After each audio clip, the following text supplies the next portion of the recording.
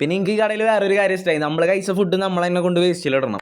വണ്ടിയുടെ ചങ്ങല കടയായി അത് പോണ പോക്കണ്ട. ആഫ്റ്റർ ലോങ് ടൈം ബസ്സിലാണ് പോകുന്നത്. ബസ്സിൽ കയറി ക്ലാസ്സിലെത്തി ക്ലാസ് കേട്ട് കുറെ വർത്താനൊക്കെ പറഞ്ഞ് ഞങ്ങൾ എല്ലാവരും കൂടെ വിചാരിച്ച് ഇറച്ചിച്ചോറ് കഴിക്കാൻ പോയല്ലോ. ഇവിടെയാണ് നല്ലൊരു അടിപൊളി സ്പോട്ടുണ്ട് ഇറച്ചിച്ചോറ് കിട്ടാൻ. സോ ഞങ്ങൾ അങ്ങോട്ട് പോയി. കേരള കഫേ ഇവിടെ നിന്നാണ് നമ്മൾ ഇറച്ചിച്ചോറ് കഴിക്കുന്നത്. ഇവിടെ ഒരു ഇലയിലാണ് സെർവ് ചെയ്യണം. സോ ഞങ്ങൾ എല്ലാവരും നിരന്നിരുന്നു. ഞങ്ങളാണെങ്കിൽ 3 പറഞ്ഞുള്ളൂ. കാരണം ഇനി എങ്ങാനും വാങ്ങിയിട്ട് പൊട്ടാണെങ്കിലും. സോ ഞങ്ങൾ 3 വാങ്ങിയിട്ട് ഷെയർ ചെയ്താൽ കഴിച്ചു. അങ്ങനെ കഴിച്ചു കഴിഞ്ഞാൽ നോക്കിയപ്പോൾ എൻ്റെ ഇല മാത്രം ഒരുമാതിരി യുദ്ധം കഴിഞ്ഞ ഫീല്. പിന്നെ ഫുഡിന്റെ കാര്യം പറയാനാണെങ്കിൽ നല്ല അടിപൊളി ഫുഡായിരുന്നു. ഞാൻ ആദ്യമായിട്ട് ഇറച്ചിച്ചോറ് കഴിച്ചു. ഞാൻ പണ്ടൊക്കെ വിചാരിച്ച ഇറച്ചിച്ചോറ് നെയ്ച്ചോറൊക്കെ ഏതാണ് സെയിം ആവുന്നു. പിന്നെയാണ് മനസ്സിലായ അല്ലാന്ന്. പിന്നെ എനിക്ക് ഈ കടയിൽ വേറൊരു കാര്യം ഇഷ്ടമായി. നമ്മൾ കഴിച്ച ഫുഡ് നമ്മൾ തന്നെ കൊണ്ട് വേസ്റ്റിലിടണം.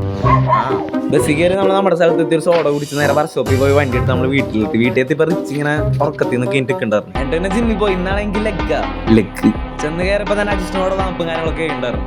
ആദ്യം എക്സ്റ്റൻഷൻ അടിച്ച് അത് കഴിഞ്ഞ് ലെഗ് പ്രസ്. ഇന്നെന്താ വൈകിട്ട് എക്സ്പോർട്ട് ആകുന്നില്ല. അതിന് 2 അമ്പസ്പോർട്ട് ആകുന്നത് എക്സ്റ്റൻഷൻ ലെഗ് പ്രസ് എക്സ്പോർട്ട്. അത് കഴിഞ്ഞ് നമ്മൾ ഇതാ ചെയ്ത് അതിന്റെ ഇടയിൽ നമ്മൾ ലഞ്ചസ് അടിച്ചിട്ടുണ്ട്. അങ്ങനെ എല്ലാം കഴിഞ്ഞ് കാഫിന് ഇത് നമ്മൾ അടിച്ച്. അപ്പോൾ ഓക്കെ ബൈ ഇന്ന്